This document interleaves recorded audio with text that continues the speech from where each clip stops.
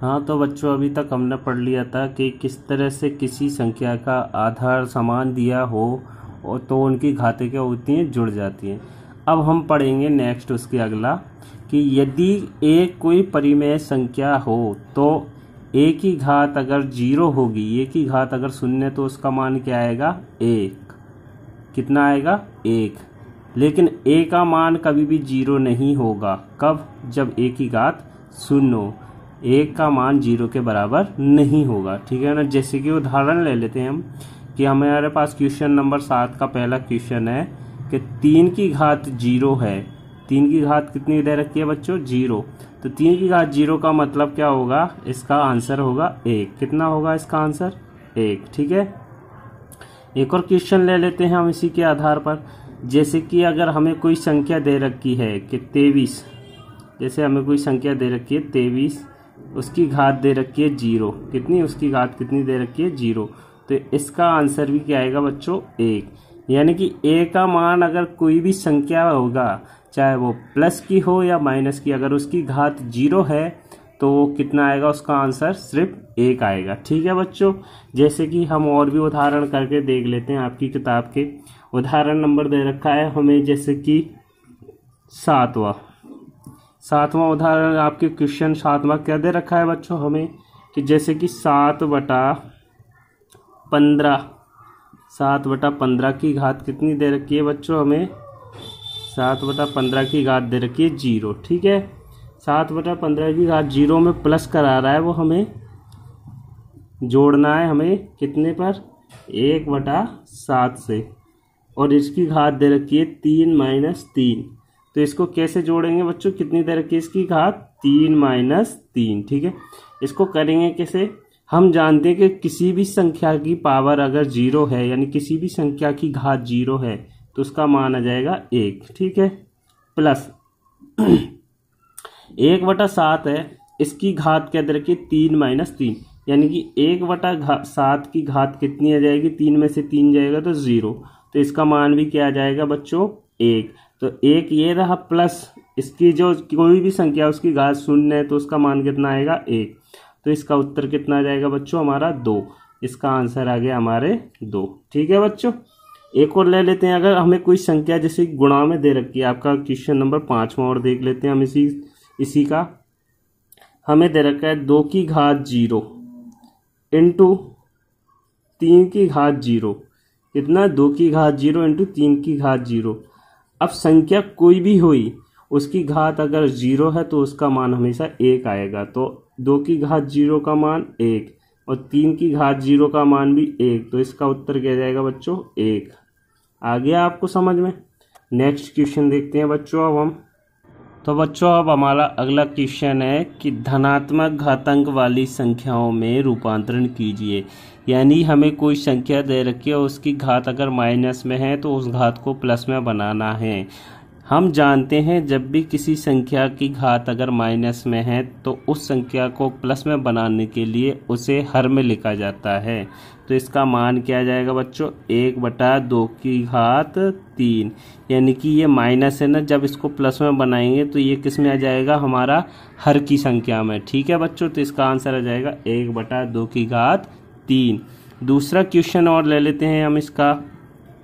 जैसे कि हमें दे रखी है 3 की घात -5। कितनी है, 3 की घात -5। इसका मतलब क्या है, इसको प्लस में बनाने के लिए जो 3 है हमारा आधार, उसको नीचे ले जाएंगे, यानी कि हर में ले जाएंगे। जो माइनस की घात है ना, अब जब ये संख्या हर में आ जाती है तो ये घात प्लस में हो जाती है, क्योंकि जब किसी संख्या की घात लग रही हो और हम उस संख्या को अंश में ले जाते हैं तो वह संख्या माइनस में हो जाती है, ठीक है बच्चों। इसी प्रकार हम एक और क्वेश्चन ले लेते हैं। जैसे इसका क्वेश्चन है 6।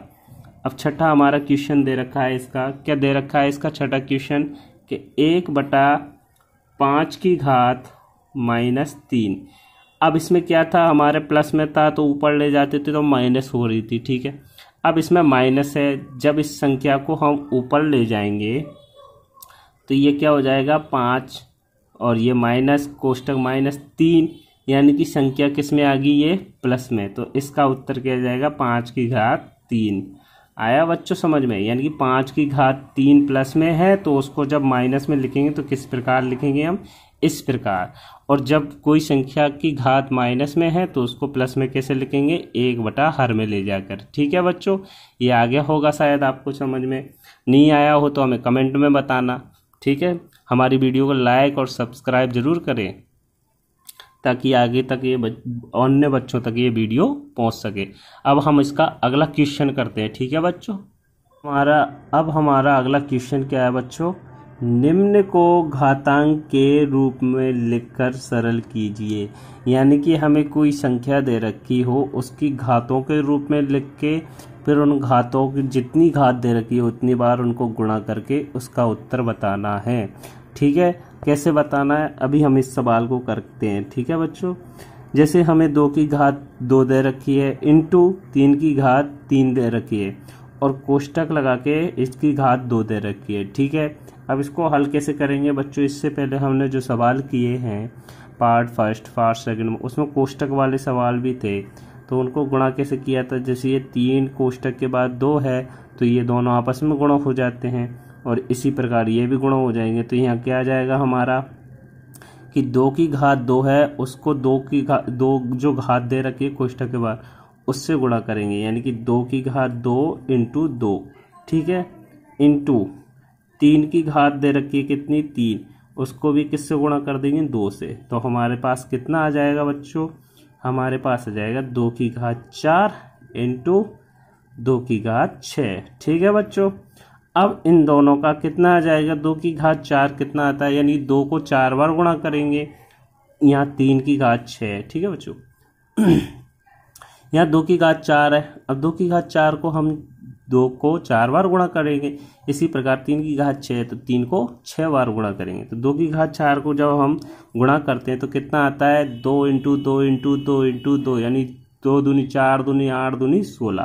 कितना आता है? 2 की घात 4 का मतलब 16। कैसे? 2 इंटू 2 इंटू 2 इंटू 2 करेंगे ना तो कितना आएगा हमारे पास? 2 दूनी 4 दूनी 8 दूनी 16। ठीक है, इसी प्रकार 3 को जब हम 6 बार गुणा करेंगे तो कितना आएगा?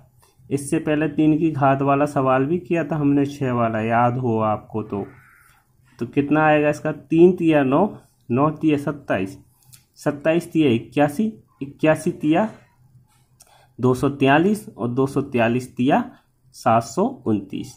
ठीक है, तो कितना आ गया हमारा? 16 2 की घात 4 का तो कितना आ गया हमारा? 16 और 3 की घात 6 का कितना आ गया? 729।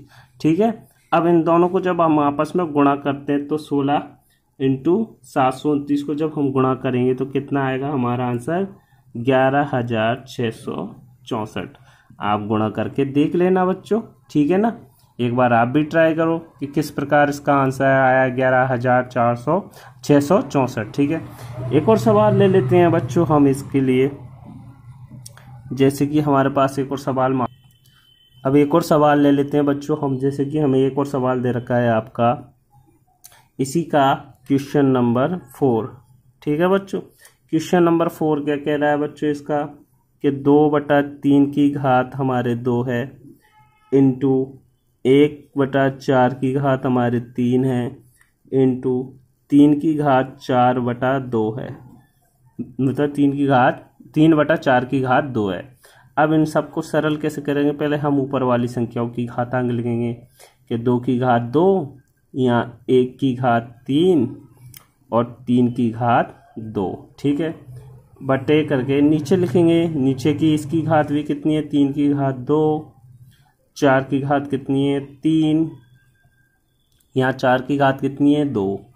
ठीक है बच्चों, अब हम इनको सरल करें। यहाँ जो भी कट रहे हैं उनको काट सकते हैं हम। 3 की घात 2 से 3 की घात 2 कट चुका है। ठीक है बच्चों, 1 की घात 3 कितना होता है? हमेशा 1 होता है। अब इसको लिखेंगे कि 2 की घात 4, मतलब 2 की घात 2 है तो कितना आ जाएगा? ये 4। हमारे पास कितना बचा ऊपर? 4 इंटू 1। अब ये इसको कैसे लिख सकते हैं हम? हाँ, अब इसको कैसे लिख सकते हैं बच्चों हम? 2 की घात 2 को कितना लिखते हैं? 4। ठीक है, ऊपर 1 की घात 3 है, 4 है, कितनी भी वो 1 की घात हमेशा 1 ही आता है इसका मान। ठीक है, अब 4 की घात 3 है तो इसको कैसे लिख सकते हैं हम कि 4 की घात 2 इंटू 4 भी लिख सकते हैं। इसको हम कैसे लिख सकते हैं? 4 की घात 2 इंटू 4, किसको? 4 की घात 3 को। ठीक है, इसी प्रकार बचा हमारे पास 4 की घात 2। अब ऊपर वाला 4 से नीचे वाला 4 कट गया तो बचा हमारे पास कितना? 1/4 की घात, इधर भी 2 है इधर भी 2 है। ठीक है, हम जानते हैं कि जब आधार समान हो तो घातें जुड़ जाती हैं। इसका मतलब 2 की घात प्लस 2 हो जाएगी, मतलब 4 की घात 2 + 2। तो अब हमारे पास क्या आ गया? 1/4 की घात 4। ठीक है बच्चों, कितना है हमारे पास? 1/4 की घात 4। अब इसको सरल करेंगे हम कैसे? 4 को 4 बार गुणा करके। तो कितना आ जाएगा हमारे पास कि 4 × 4 × 4 × 4 आ जाएगा।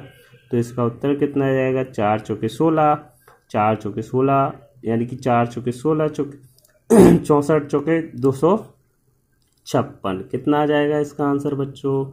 256। कितना आ गया इसका आंसर?